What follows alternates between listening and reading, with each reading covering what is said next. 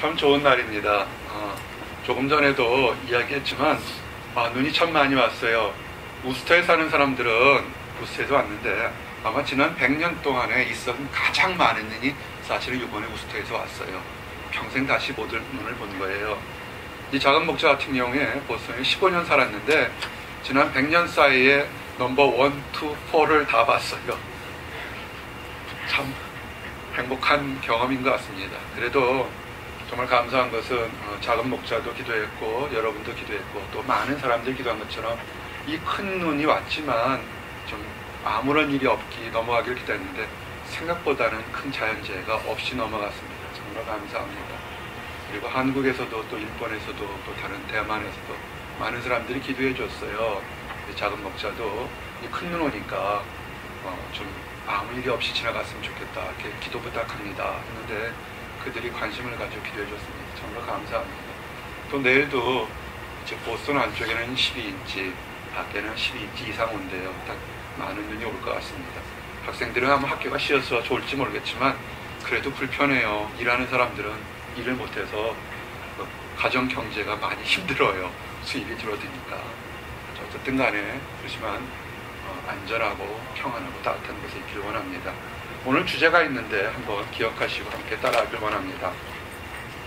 낙심치 말고 선을 행하라. 낙심치 말고 선을 행하라. 천천히 한번 여러분 가슴에 생각하시면서 낙심치 말고 선을 행하라. 낙심치 말고 선을 행하라. 네, 착한 일을 할 때 우리가 기쁨을 하지만 가끔은 지칠 때가 있어요. 그럴 때 지치지 말고 계속 착한 일, 선한 일을 행하라는 뜻입니다. 오늘 이 말씀을 통해서 우리에게 주신 갈라디아서 1장부터 10절까지 중간중간 보면서 크게 세 가지 주제로 여러분들에게 함께 나누길 원합니다. 첫 번째 주제입니다. 우리 함께 따라하는 것이 뭐냐면 여러분 기업과 또한 은혜 받기 원해서 그렇습니다.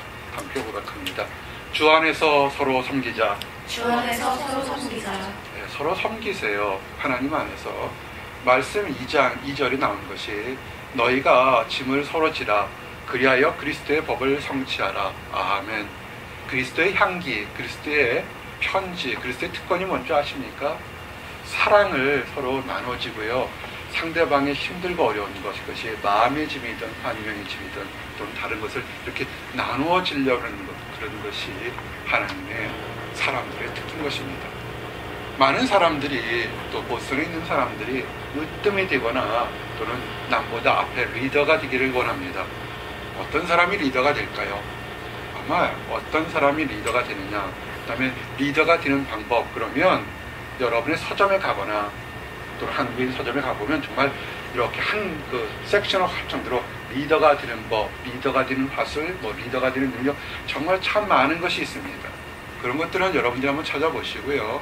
오늘 이 말씀을 통해서 어떤 것이 으뜸이 되는지를 아주 잔잔한 얘기를 좀 하나 소개하기를 원합니다. 세뮤엘 로간 브랭글 목사라고 있습니다. 이 사람은 목회 중에서도 특별히 가난한 사람들에 대한 생각이 좀 남달랐습니다. 그래서 어떻게 하면 가난한 사람들을 조금 더 이렇게 도울 수 있을까, 마음이라도 따뜻하게 줄까 있을까 생각해서 그가 생각하던 교회에서 그 사역을 잠시 정단하고 좀 더 남을 돕는 사역을 잘하는 그런 구세군에 이렇게 들어가게 됐습니다. 이 구세군 알죠? 우리 셀베이션 아미죠. 구세군에 들어가서 일을 시작했습니다. 근데 처음에 그가 구세군에서 좀 더 큰 일, 남에게 봉사를 하고자 큰 것으로 들어갔지만 정작 그가 구세군에 들어가서 한 일은 뭐냐면 큰 투나성이가 잔뜩 된 그 장화를 닦는 일이 그 목사님이 하는 일이었습니다. 마음속에 불평이 왜 없었겠습니까? 아니 내가 좀 이렇게 사회봉사를 하고 큰일을 하려고 왔는데 내게 맡긴 일이 이렇게 흙투성이 된 장화들을 닦아주는 일인가 이렇게 생각을 했습니다. 불평이 있을 수 있겠죠. 그죠? 근데 이 흙투성이를 닦다가 이 목사님이 문득 예수님께서 제자들의 흙 묻은 제자들의 발을 씻어주는 걸 떠올리면서 예수님께서도 그 더럽고 냄새나는 제자들의 발을 아무런 얘기하지 않고 우리 축복하면서 발을 씻어준 걸 생각하면서 내가 많이 부족하구나. 내가 예수님처럼 섬기기 위해서 이런 작은 일에서도 열심히 섬겨야 되겠다 하면서 그 흙 묻은 장화를 열심히 섬겼습니다. 이런 마음으로 이 브랭글 목사님의 삶이 새로 시작된 겁니다. 아주 작은 것, 남이 힘들어하는 것 섬기기 시작했는데 그 이후에 그는 정말로 일생 동안 많은 섬김을 통해서 많은 사람들에게 위대한 목회자요 성직자라고 이렇게 존경을 받게 됐습니다. 많은 사람들이 얘기합니다.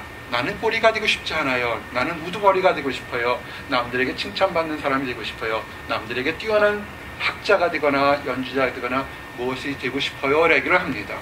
맞습니다. 근데 그렇게 되기 위해서는 가장 먼저 낮은 곳에서 다른 사람을 섬기려고 하기를 원합니다. 우리 여기 훌륭한 미래의 교수자, 연주자도 참 많습니다. 작은 목자가 늘 얘기하는 것은 뛰어난 학자요 교수가 되는 것도 있지만 제자들에게, 다른 사람들에게 인정과 칭찬받는 그런 선생님, 그런 연주자, 그런 교수가 되기를 원합니다라고 여러 번 강조했습니다. 여러분, 그냥 높은 타이틀 하나 잘하는 것이 아니라 사람들에게도 또는 가족에게도 주변 사람들에게도 저 사람은 그 사람이 배운 학문의 지식과 인격이 서로 상충하고 도움을 줬다. 이런 사람들이 아마 정말 제대로 된 지도자일 겁니다. 이렇게 정말 진흙을 닦는 그런 목사님 참 많아요. 이 설교를 준비하면서 나는 참 복 많은 사역자다 이렇게 생각했습니다. 우리 동기 목사님들, 우리 한국에 있는 동기 목사님들 또는 중국에 있고 카자흐스탄에 있고 또는 다른 곳에 선교하는 목사님들이 있어요. 그분들도 하기를 여러분들과 같이 다 많이 배웠습니다. 다 배우고 난 다음에 그 모든 거 다 포기하고 어떤 분은 중국으로, 어떤 분은 카자흐스탄으로, 어떤 분은 남들이 아는 농어촌의 작은 교회로 이렇게 가서 목회하는 분들이 있습니다. 그런 분들에게는 세상의 것처럼 어떤 목회를 성공적해서 책을 써낸다든지 한 번 집회에 수백 명, 수천 명 모인다는 그런 건 상상할 조차도 없습니다. 그저 몇 명, 많아야 몇십 명, 그렇지만 그 자리에서 일평생 최선을 다하는 그런 동기 목사님들 또는 다른 많은 목사님들을 볼 때 참 나는 복이 많은 목사구나, 복이 많은 사역자구나 생각이 들었습니다. 그런 분들을 알고 있다는 것 자체도 내겐 복이라는 사실이었습니다. 이 아까 말씀드렸던 그 세미엘 로간 브랭글 목사님의 기도가 이렇게 소개되는 게 있었어요. 그래서 하나 이렇게 여러분들에게 소개합니다. 이분 목사님의 소개인데요. 주님, 정신적으로 영적으로 둔감하고 어리석어지는 것으로부터 저를 지키소서. 날마다 자기를 부인하고 십자가를 지고 당신을 따르는 사람, 즉 그렇게 훈련된 경주자에게 필요한 정신적, 영적, 체력적인 특성을 지닐 수 있도록 저를 도와주소서. 저의 일에 성공을 주시되 교만하지 않도록 도우소서. 너무도 자주 성공과 번영대에 수반되는 자기 만족으로부터 저를 구하소서. 육체적인 무기력함과 쇠절함이 몰려올 때라도 영적인 나태와 방만함에서 저를 건지소서. 아멘. 물론 번역이었기 때문에 아마 원문으로 기도한 것보다는 조금 이렇게 다른 뜻이 왔을지는 모르겠습니다. 근데 번역한 이분의 기도문을 저도 이렇게 접했는데 참 도전이 많이 드는 것 같습니다. 우리 많은 사람들이 청년일 때 성공하기를 원하고 뛰어나기를 원하지만 그것보다 우선은 교만하지 않고 하나님 앞에서 올바로 쓰는 것들 또는 어쩔 수 없는 무기력감이나 좌절감이 온다 할지라도 거기서 이겨내는 것을 기도하는 이런 목사님의 잔잔한 기도가 우리에게 도전이 되는 것입니다. 오늘 말씀이 그렇습니다. 많은 사람들에서 사랑을 하자, 이웃사랑하자 참 많은 것이 있지만 아주 간단합니다. 성경에 기록된 것처럼 내 이웃 사랑하기를 내 몸과 같이 하는 것에서부터 역사는 시작하는 것입니다. 특별히 주변에 믿음이 연약한 사람들을 책망하지 마세요. 믿음이 연약한 사람들은 연약하기 때문에 우리가 이렇게 껴안아줘야 됩니다. 믿음이 없는 사람, 없기 때문에 입에서 부정적인 얘기, 그릇된 얘기가 나올 수밖에 없는 것입니다. 여러분이 성숙했다면 그 연약했던 것, 아직 알지 못해서 나오는 그것까지도 담아서 귀를 가지고 인내를 가지고 그들에게 올바른 것을 알려주시길 원합니다. 로마서 15장 1절에서 2절 보니까 믿음이 강한 우리는 마땅히 믿음이 약한 자의 약점을 담당하고 자기를 기쁘게 하지 아니할 것이라. 우리 각 사람의 이웃을 기쁘게 하되 선을 이루고 덕을 세우도록 할지니라. 아멘. 맞습니다. 우리가 믿음이 성장하면 다른 믿음이 연약한 사람 것도 담당하면서 함께 성숙할 수 있도록 그렇게 하기를 원합니다. 주의할 것은 뭐냐면 우리가 작은 일에 승리했다고 너무 교만하거나 다 이룬다고 생각하지 마세요. 오늘 본문 3절 말씀처럼 만일 누가 아무것도 되지 못하고 된 줄로 생각하면 스스로 속임이라. 아멘. 믿음의 분량대로 행하시기 바랍니다. 여러분이 어떤 일을 생각할 때 너무 자포자기하거나 너무 이렇게 과대망상처로 오버하지 마시고 하나님이 주시는 믿음의 분량대로 생각하면서 한 걸음 한 걸음 나가는 것이 좋습니다. 로마서 12장 3절 말씀처럼 내게 주신 은혜로 말미암아 너희 각 사람에게 말하노니 마땅히 생각할 그 이상의 생각을 품지 말고 오직 하나님께 각 사람에게 나눠주신 믿음의 분량대로 지혜롭게 생각하라. 아멘. 우리가 믿음이 더욱더 자라가기를 원합니다. 하지만 아직 연약할 때 너무 큰 것을 주제어 넘게 바라보지도 않고 그 다음에 또 컸는데도 이미 어린아이처럼 옛날 거 생각하는 그것도 잘못된 겁니다. 그래서 계속 성장하기를 원합니다. 그리고 이런 것을 하면서 좀 믿음이 자라고요. 신앙생활을 하게 되면 잘못하면 가까운 사람, 먼 사람 있는 신앙을 정죄하거나 판단하려고 하는 것들이 있습니다. 그렇게 하지 마시기 바랍니다. 그 사람을 판단하는 것은 하나님이지 우리가 아닙니다. 우리는 그 사람에게 사랑을 나눠주고 옳고 그른 걸 가르쳐주고 인도할 그런 특권과 의무는 있어도 잘됐다 못했다 얘기할 판단할 권리는 우리에게 없는 것입니다. 우리가 예수님께서 이런 비유를 들었어요. 성전에 갔을 때 바리새인들은 이렇게 해서 아주 내가 일주일에 2번씩 금식하면서 11주도 드리고 때가 맞춰 기도합니다. 대단한 거죠, 그죠?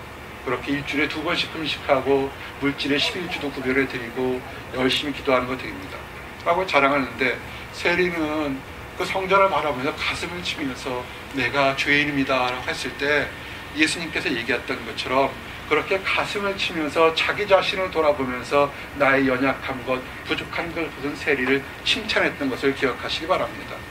갈라디아서 오늘 주셨던 4절, 5절 말씀이 뭡니까? 각각 자기 일을 살피라. 그리하면 자랑할 것이 자기에게는 있어도 남에게는 있지 아니하리니 각각 자기의 짐을 질 것이라. 아멘. 우리의 장점을 돌아보시고 우리의 허물을 돌아봐서 있어서 막 잘났다고 교만할 것이 아니라 나도 죄인 되었던 것을 보시길 원합니다. 크리스찬이라도 살면서 교만한 생각, 그릇된 생각, 헛된 생각하는 것을 알게 됩니다. 마치 그거 다 숨겨놓고 나는 항상 옳아야 하는 거, 그거 하나님 앞에 잘못된 것입니다. 또한 반대로 하나님께서 다 이미 용서해 주시고 너는 새로운 피조물이요 새로운 창조물이라 그랬는데 나는 여전히 죄악 속에 빠져서 나는 안 돼야 라고 자포자기 하는 그것도 잘못인 것을 아시기 바랍니다. 그래서 이런 것을 할 때 또 하나 하셔야 될 것이 있어요. 늘 혼자 있지 마세요. 함께 따라 하시기 원합니다.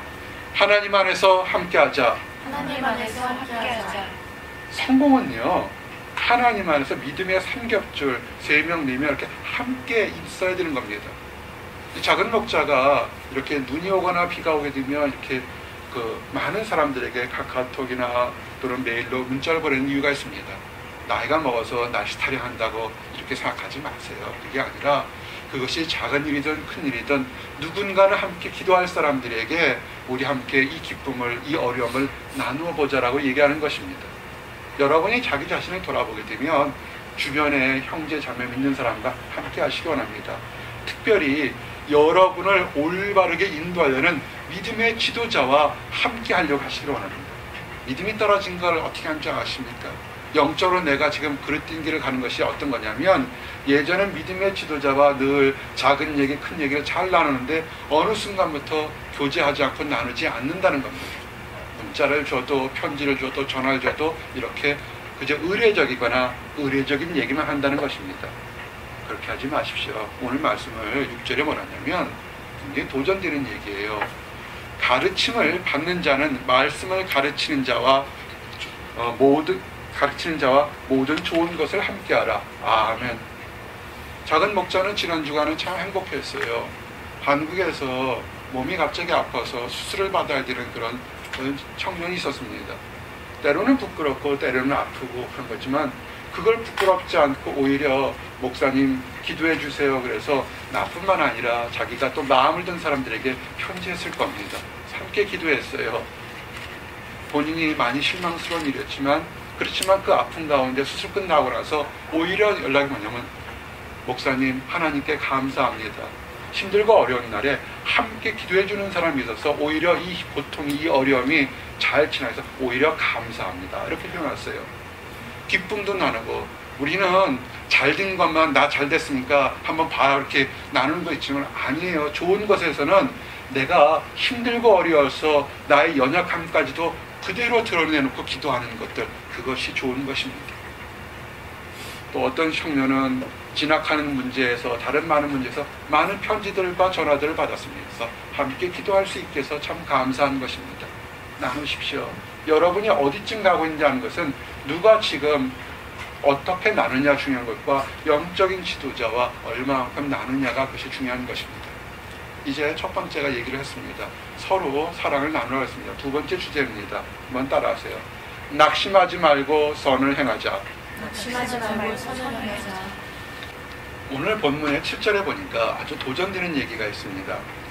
스스로 속이지 말라. 하나님은 업신여김을 받지 아니하시나니 사람이 무엇을 심든지 그대로 거두리라. 아멘. 사람 속이지 말고 여러분이 무엇을 투자하든지 투자한 것을 나중에 얻는다는 겁니다. 내가 여러분의 인생을 이제는 짧고 길게 산 인생이었는데 내가 사랑을 심었으면 언젠간 사랑이 나올 거고 내가 미움을 심었으면 언젠가 미움의 결과가 나온다는 겁니다. 참 이걸 보게 되면 인생의 행복과 인생의 성공이라는 것이 세상적으로 얘기하는 어느 명문대학을 나왔거나 어느 디그리를 가졌던 그것이 아닌 거라는 것을 알 수 있습니다. 여러분 삶에서 내가 지금 무엇을 투자했느냐 이렇게 하는 것이 중요한 것입니다. 여러분 선을 행하십시오. 파당 짓거나 미워하거나 다투거나 그것이 남한테 아니할지라도 자기 자신에게 미워하고 학대하는 것은 결국은 그것은 자기 자신에게 돌아갈 수밖에 없는 것입니다. 8절에 보니까 자기 육체를 위하여 심는 자는 육체로부터 썩어질 것을 거두고 성령을 위하여 심는 자는 성령으로부터 영생을 거두리라. 아멘. 내 자신을 위해서 나의 먹을 것, 나의 필요한 것만을 위해서 막 마치 뒤돌아보지 않고 남을 헤쳐가면서 아등바등 모았던 사람, 금방은 성공한 것 같을지 모르겠지만 지나고 나면 그것은 다 썩어지고 엎어진다는 사실을 우리가 보게 됩니다. 역사적인 사실을 통해서도 우리는 알 수가 있습니다. 그렇지만 선을 행하고 나를 위한 것이 아니라 하나님께 영광 돌리고 이웃을 사랑하는 것을 보게 되면 그것이 성령의 열매를 맺게 되는 것입니다. 우리가 보게 되면 작은 예화가 하나 있어요. 이건 매사추세츠에서 얼마 전에 아주 오래전에 한 작은 동네에 윌리엄이라는 그런 청년이 있었습니다. 14살 되었습니다. 근데 이 청년은 동네에서 소년이죠. 14살이니까 청소년이죠. 아주 평판이 안 좋았습니다. 굉장히 거칠고 난폭하고 그 학교에서도 아주 문제가 많아서 지도할 수 없었던 그런 청소년이었습니다. 그래서 점점 누구도 그를 지도할 수가 없고 조금 전에 뭐라 했습니까? 영적인 지도자와 함께 나누라 했는데 지도자가 없으니까 이 청소년은 점점 더 그릇된 길로 가는 그런 길을 갈 수밖에 없었습니다. 문제는 이제는 학교뿐만 아니라 그 이후 환경에서도 이제는 문제아로 그렇게 낙인이 찍히게 됐습니다. 그럴 때 이 학교에 새로 부임한 이름이 증거되지 않은 한 교사가 있었습니다. 이 교사는 이 윌리엄 소년에 대한 말을 많이 들었습니다. 그러고 나서는 사람들에게 내가 그 불량한 학생이지만 한번 지도해 보겠습니다. 이렇게 얘기를 했습니다. 동료 교사들이 주변 사람들이 말렸습니다. 하지 마십시오. 많은 사람들이 시도했지만 그 아이는 그럴 가치가 없는 사람들입니다. 뒤로 오히려 봉변을 당했으니까 봉변 당하지 말고 하지 마십시오. 이렇게 얘기했습니다. 근데 이 교사는 그 윌리엄의 소년을 좀 차근차근 보면서 왜 제가 저렇게 삐뚤어 나갔을까? 왜 저렇게 제가 난폭할까를 하나하나 찬찬하면서 그의 형편도 살펴보고 성격도 살펴봤습니다. 그리고 저 아이는 희망이 없다고 낙인 찐 그곳에서 저렇게 희망이 없다고 악한 사람인 곳에도 그를 인정하고 사랑하면 변할까라는 그 소망을 가지고 그 윌리엄 그 소년을 차근차근 사랑과 인내심을 가지고 가르쳤습니다. 그냥 무조건 괜찮을 거야, 너는 잘 될 거야, 그런 사랑을 주는 것이 아니라 그에게 사랑이 무엇인지, 그리고 나중에 선과 악이 무엇인지를 가르쳐 주었습니다. 이거 정말 중요한 겁니다. 무조건 다 좋다고 하는 것은 그는 옳은 것이 아닙니다. 사랑을 해주되 무엇이 선한 것이고 무엇이 그릇된 것을 차근차근 가르쳐 주었습니다. 그러면서 인생에서 무엇이 참된 자존심과 무엇이 참된 희망이 무엇인지를 이렇게 가르쳐 줬습니다. 이 선생님이 눈물로 시를 부리기 시작했습니다. 남들이 보기에는 다 헛된 거 그릇된 거 생각하는데, 그런데요, 놀라운 일이 생기기 시작했습니다. 그 눈물로 사랑을 가르쳐주고 옳은 것이 무엇이고 그릇된 것이 무엇인지를 가르치는데, 이 아이의 마음에 그 가르친 것이, 이것이 씨앗이 들어가고 싹이 나서 점점 자라기 시작했습니다. 어느 순간부터 이 윌리엄의 나쁜 버릇이 고쳐지기 시작했습니다.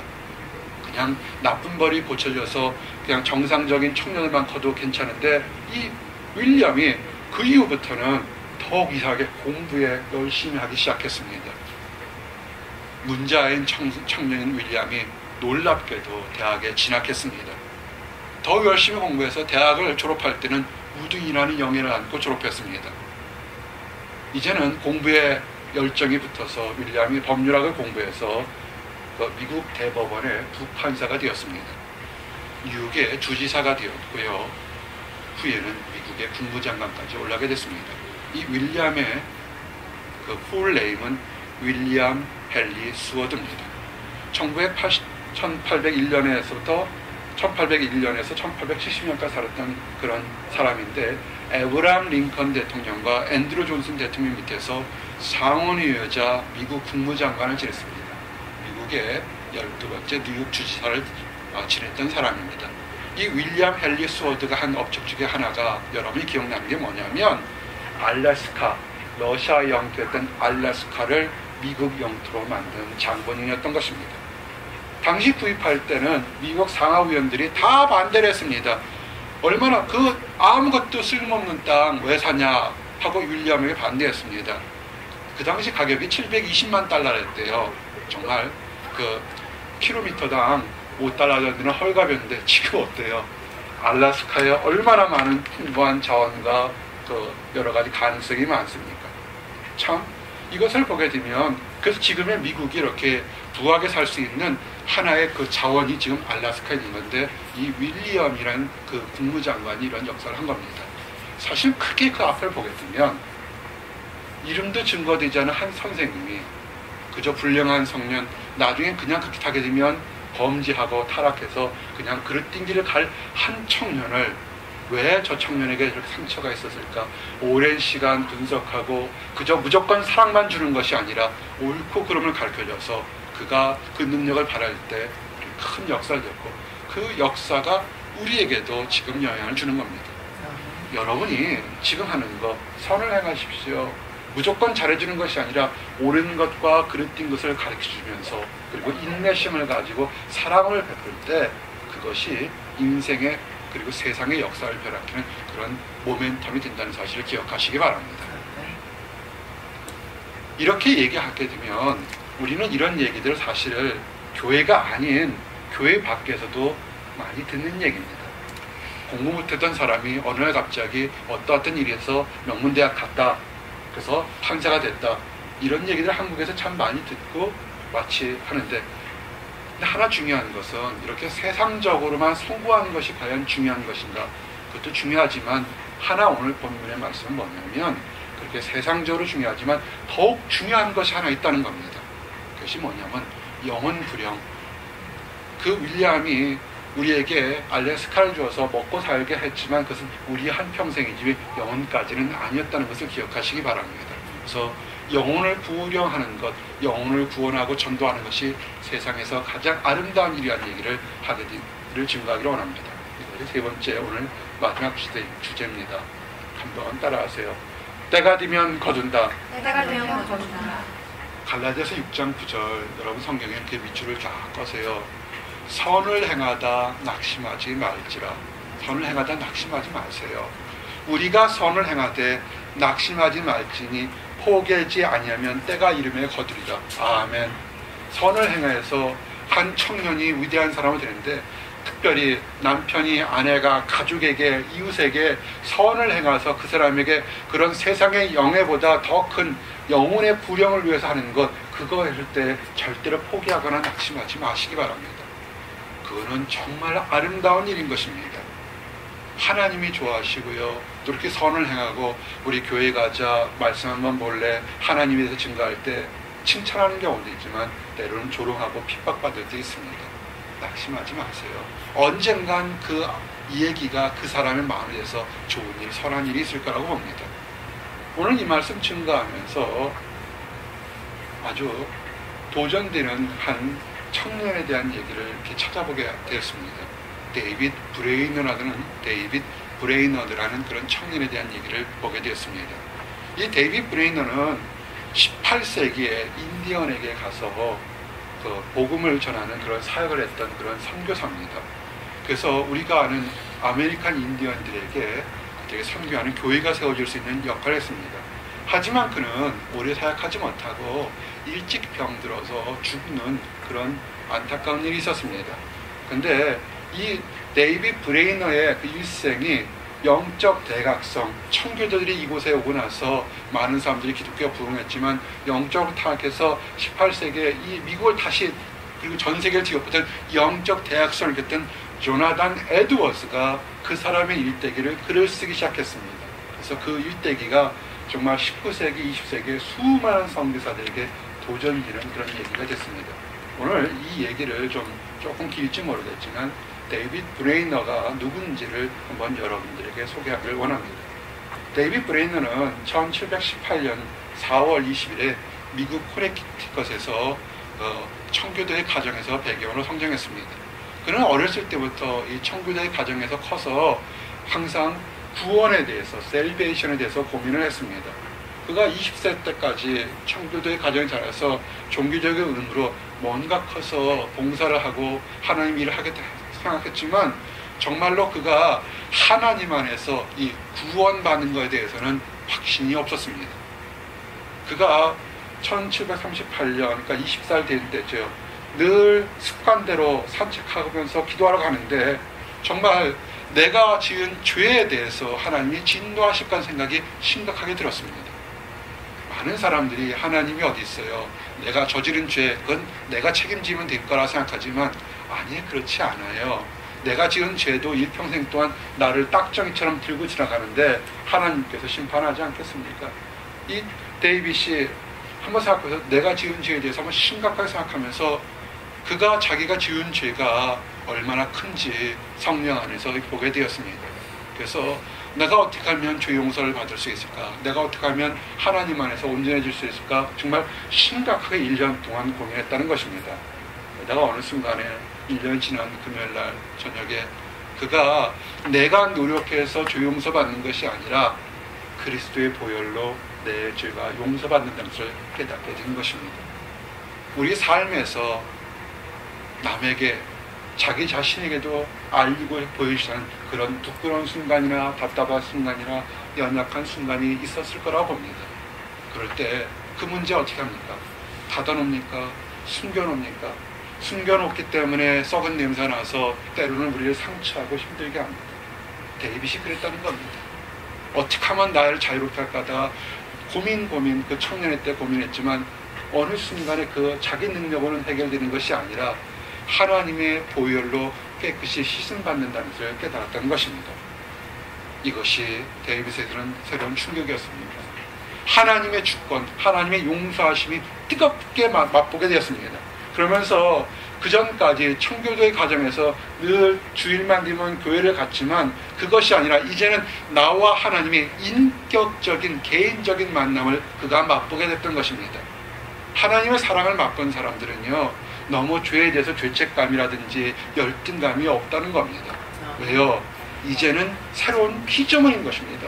과거에 철없을 때 실수하고 넘어지고 엎어진 것이 있다 할지라도 그것을 누가 용서했습니까? 하나님이 용서했습니다. 악한 것들이 얘기하면서 너가 예전에 이렇게 추하고 더럽고 어린 연약한 짓을 했다가 조롱한다 할지라도 그것까지도 당당히 받아들이면서 그래 내가 철없어서 실수했던 때가 있지만 이제는 그 모든 것 그리스도께서 다 용서하기 때문에 하나님에서 나는 새로운 피조물이란 자유와 회복을 맛봤던 것입니다. 데이빗이 맛봤습니다. 이런 영적인 회복이 그가 대학에 들어갔을 때 그 당시 1740년에 조지 휘필드라든지 많은 유명한 부흥사들이 막 활동했던 시대였습니다. 그가 예일 대학을 들어갔습니다. 명문에 들어갔습니다. 그래서 명문대학에 많은 선교사들이나 부흥사들이 와서 그 청년들에게 인생의 꿈을 심어줬습니다. 정말 이 데이빗도 그런 것을 통해서 그래 내 인생에 뭔가 의미 있는 삶, 보람 있는 삶을 살기로 이 예일 대학에 있을 때 꿈을 가졌던 것입니다. 그리고 회개 운동에 구원받는 회개와 함께 내가 매일매일 살면서 있었던 매일매일 회개를 시작을 했습니다. 영적으로 막 자라기 시작했습니다. 그런데요, 막 영적으로 자라려고 하지만 항상 좋은 일만 있는 것은 아닌 것 같습니다.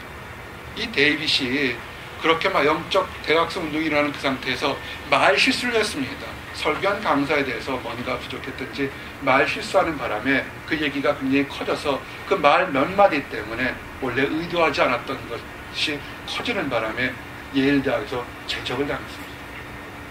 얼마나 힘들었을까요? 말 한마디 때문에 마음속에서는 하나님의 일을 하고자 했던 것인데 뭔가 표현이 잘못된 그 말이 사람들의 오해와 오해를 쌓고 점점 커져서 자기 인생이 달라지기 시작했습니다. 여러분, 갑자기 시련이 닥쳐오는 거예요. 말 한마디 때문에 학교에서 쫓겨난 시련을 당했을 때 어떻게 하겠습니까? 자포자기하고 낙심할 시간인데 오히려 데이빗은 이 고통의 시간 속에서 자기를 낮추신 하나님을 생각하면서 어떻게 하면 하나님께 영광을 돌릴까를 생각했을 때 그 당시 많은 사람들이 복음을 전하자 할 때 한 번도 돌아보지 않고 별로 관심이 없었던 아메리칸 인디언들을 생각하게 됐던 것입니다. 우리에게 어려움이 다가오는 것, 환난이 다가오는 것은 어쩌면 새로운 축복을 주고 새로운 변화를 주려는 그런 시작인 것을 생각해 보시기 바랍니다. 그 당시에 많은 사람들이 복음을 전한다 하면 교회를 짓고 그 당시 정착인들이 했지만 이렇게 마치 적처럼 생각하는 아메리칸 인디언들에게 복음 전할 생각을 하지 않았다는 것입니다. 많지 않았습니다. 아메리칸 인디언들에게 복음 전한다는 것은 고향 사람들로부터 배척당하는 것이고 잘못하면 정말 그의 생명이나 모든 환경이 쫓겨나는 어려운 일이었던 것입니다. 그래도 그 와중에서도 이렇게 그런 인디언 사역을 하는 또한 목사님을 만나서 그가 후원을 받고 안수를 받고 목회를 시작했습니다. 목회 시작을 어디서 시작했냐면요, 이 1743년에 이 매사추세츠의 카오나우미크라는 곳에서 시작했습니다. 참, 이 매사추세츠가 대단한 것이에요. 그죠? 그래서 이거 시작을 하면서 1년 동안 사람들의 도움을 받아서 인디언들의 언어가 다르니까요. 언어를 배우고 또 인디언 중에서 영어를 하는 사람들을 도움을 받아서 통역을 하면서 설교를 시작했습니다. 그래서 이 기간 동안에 이 데이빗은 인디언들의 언어와 습관, 그들의 그 컬처를 배우기 시작하면서 시편을 또 그들의 언어로 이렇게 번역하는 역할도 하기 시작했습니다. 근데 데이빗의 장점, 이것은 나에게도 도전되고 여러분에게도 도전될 거라 봅니다. 그는 항상 사역을 할 때 항상 기도를 하기 시작했습니다. 아침 일찍 일어나서 숲에 들어가서 묵상하면서 기도하는 그런 기도의 모습을 보였다는 것입니다.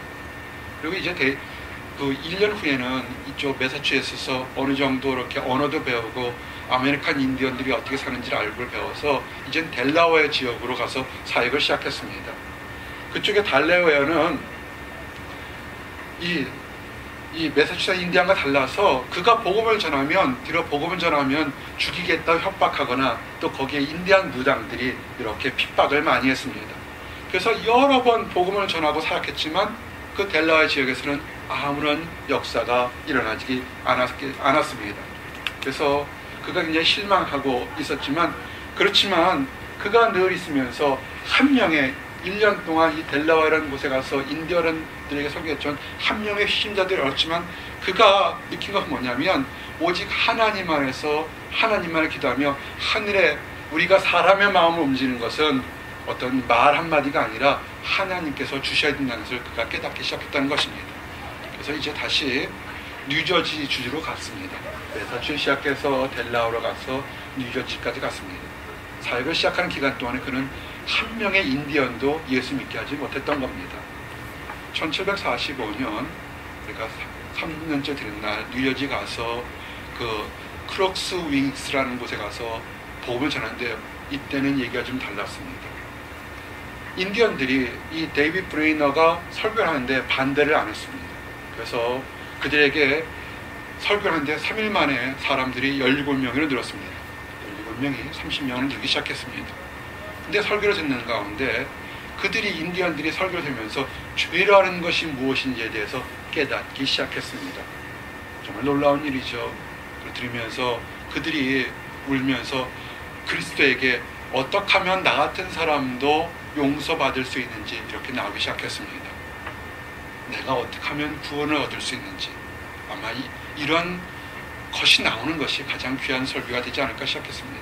인디언들이 울부짖기 시작했습니다. 그래서 그들이 그 설교를 한 지 8일째 되어서는 65명의 인디언들이 나와서 내가 어떻게 하면 죄에서 용서받을까 이렇게 생각했습니다. 이 데이비너가 일기를 썼는데요. 그 일기가 참 도움이 됩니다. 마치 오순절 날처럼 말씀을 전파할 때 한 사람씩 더욱 힘있게 역사하시는 주님의 도움을 느낄 수 있었다. 급하고 강한 바람 같은 하나님의 능력이 모임 위에 내린 듯 하더니 모든 사람을 압도해 버렸다. 이렇게 기록되어 있습니다. 여러분, 우리가 있을 때 그냥 회개의 역사가 회심이나 이런 것을 대충 생각하는 것이 아니라 하나님께서 우리를 건져주셔야 되는 것을 마치 오순절 날이 역사가 일어났다는 것을 시작합니다. 데이빗 브레이너가 그의 일기장에 썼던 것 중에 한 기절이 있습니다. 그가 힘들고 어려울 때 사실 생각해보세요. 3년 동안 해서 60명의 인디언들에게 복음을 전하는 것 사실은 데이빗 브레이너가 한 것입니다. 다른 사람 생각하면 정말 우습고 작은 일일지 모르겠습니다. 근데 그가 이 한 사람들을 어떻게 생각했냐면 이렇게 씁니다. 내가 나의 모든 희망과 인간적인 소망이 완전히 깨어져 버렸을 때 전능하신 주님께서 역사하셨다. 내가 약할 때 곧 강함을 허락해 주셨다. 아멘. 정말 데이빗 브레이너가 학교에서 쫓겨나고 남들이 안 하는 인디안 사역을 하면서 얻는 거 하나도 없었을 때 내가 약할 때 하나님이 강함 주셨다라는 것을 고백하기 시작했습니다. 정말 이것이 정말 큰 역사가 시작했습니다. 근데 데이빗 브레이너는 그 사역을 막 시작하던데 그가 아프기 시작했습니다.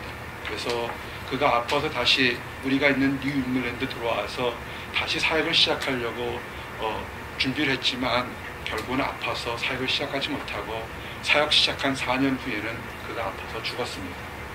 그가 아팠을 때 그를 케어해주고 아들처럼 섬겼던 사람이 우리가 알고 있는 유명한 요나단 에드워드입니다. 요나단 에드워드가 이 데이빗이 4년 동안 사역한 것을 이렇게 보면서 아하, 사역이라는 것이 세상에 큰 것, 많은 사람들 교회를 생각하는 것이라 한 사람 한 사람 앞에 어떻게 열심히 나가는지를 보게 됩니다. 한번 가보고 싶어요. 여기 매사추세츠에 있는 노드햄프턴 공동묘지에 가면 이 데이빗 브레이너 뮤덤과 함께 그 옆에서 이 데이빗을 사랑했지만 일찍 죽어서 결혼하지 못했던 그 연인 제루사 에드워드가 있습니다. 이름을 들으면 알겠지만 요나단 에드워드의 딸이에요. 그 유명한 부흥사 에드워드인데 사실상 어떻게 보면 요나단 에드워드가 참 부흥사인데 참 대단한 분 같아요. 이름도 없는 한 선교사를 이렇게 아들처럼 키워갖고 그 아들 별 볼 일 없고 세상적으로 성공하지 못한 아들을 또 사랑한 자기 딸이 있었는데 결혼하지 않았어요. 참 멋진 사랑 얘기예요. 근데 문제는 이렇게 정말 4년 동안 이룬 것 없고 정말 열정은 가졌지만 그가 인디언에 대한 한 사람에 대한 열정을 갖지만 아무것도 없이 그냥 덧없이 죽은 것 같지만 그 요나단 에드워드가 그것을 옆에서 보면서 아, 이는 믿음의 나의 아들이라고 고백했던 그 글이 그것이 19세기, 20세기에 미국을 부흥시키는 수많은 선교사들의 바이블처럼 읽었던 그런 지침서가 됐다는 것입니다.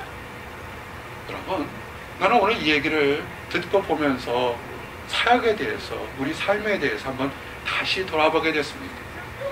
많은 사람들, 수많은 사람들에게 영향을 받았지만 이 데이빗, 여러분이 이 사람 얘기를 할 때는 이름도 잘 몰랐을 거 아니에요. 데이빗 분이라는 사람, 오직 하나님만 바라보고, 내가 깨지고 퍼지고 약할 때도 나의 약할 때 그때가 하나님이 강한 주시는 그것을 고백했던 이 이름도 없었던 데이빗 분이너가 사실은 미국의 제2차 영적 대각성을 일으키는 그 축출이 됐다는 것을 우리가 알게 되는 것입니다.